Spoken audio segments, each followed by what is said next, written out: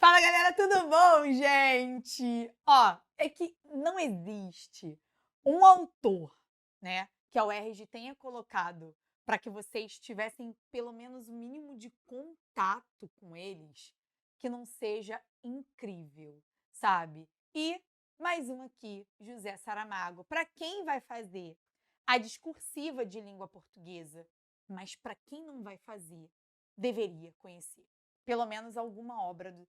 Assim, apesar de que a gente vai falar de uma aqui que é bem conhecida, bem famosa. Mas, gente, mais uma coisa importante. José Saramago, ele é objeto de estudo, de doutorado, de mestrado, também de inúmeros artigos acadêmicos, não só brasileiros, como portugueses e também de outras nacionalidades, porque é um autor tão grandioso e muito mais conhecido por sua peculiaridade na escrita, e a gente vai falar mais especificamente disso, que assim, o que eu vou falar aqui é bem mais raso, tá?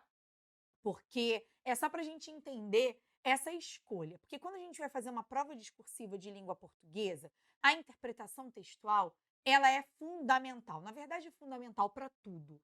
Mas como a gente vai desenvolver, você entender a história ali, baseada num autor que utiliza a pontuação de uma forma muito diferenciada, é peculiar. Por isso que colocou para a galera que vai fazer o exame discursivo de português e literatura. Tá? Não colocou assim aberto para todo mundo, porque de fato é um autor muito peculiar, tá? É um autor português, um escritor português que ele faleceu em 2010, não está tão distante assim, por mais que pareça, mas não está tão distante, tanto que a literatura dele é considerada uma literatura contemporânea, tá?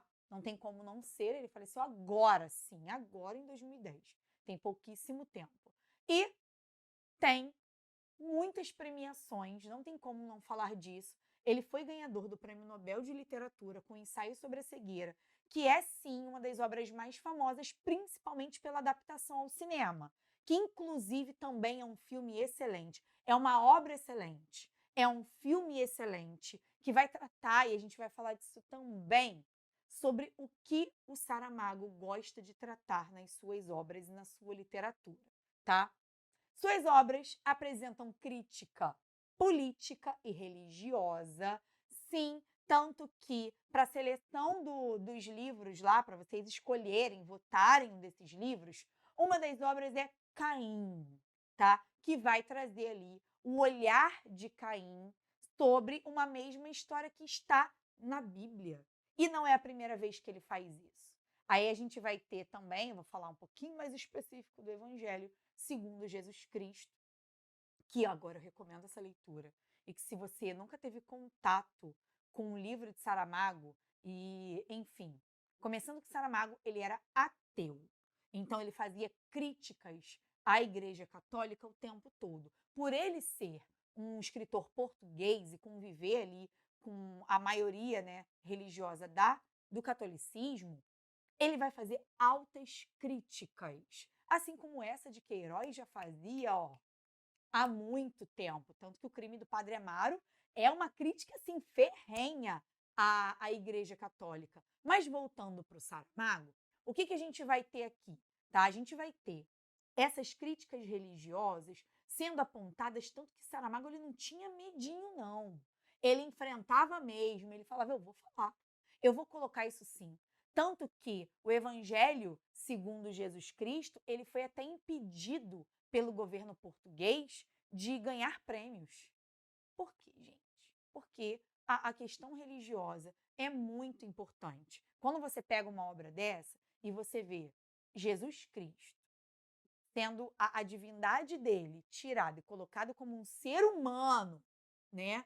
Como uma pessoa boa, sim. Ele não nega a bondade de Cristo em momento nenhum, mas ele coloca Cristo como um ser humano, como um homem, né? Um homem que tem suas questões, que tem suas dúvidas, que tem suas vontades, que tem também ali suas dualidades como pessoa. Por isso que pegaram e falaram assim: não, não, não, não, não, não. Não pode ser premiada essa obra, mas é uma obra excelente, recomendo a leitura. Assim como ele coloca em Caim também, porque ele vai colocar a perspectiva e questionar esse Deus que de fato é o Criador e que Criador é esse com condições. Então, assim, sempre vai trazer um questionamento. O Saramago, ele é extremamente crítico. E crítica política, por quê? Porque ele é comunista.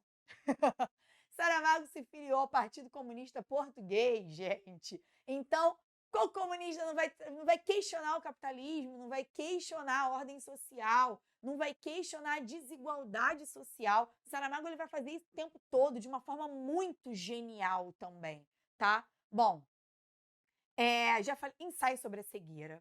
É um experimento social. É tipo um Big Brother de pessoas cegas, assim. É incrível.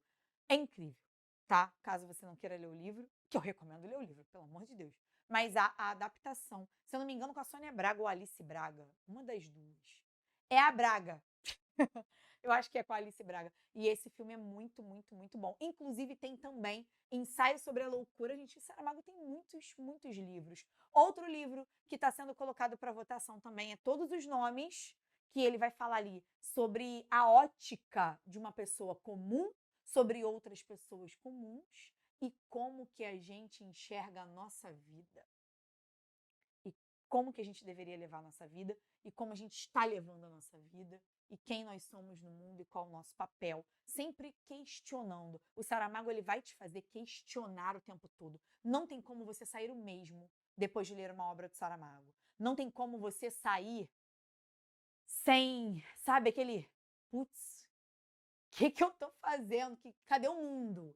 Sabe? O Saramago ele faz jogo de palavra o tempo todo. Ele utiliza as figuras de linguagem de forma genial. O Saramago é um gênio, tá? Tanto que o que é mais destacado sobre o Saramago, todas as vezes que a gente já ouviu falar, a gente vai falar da pontuação do Saramago, por exemplo.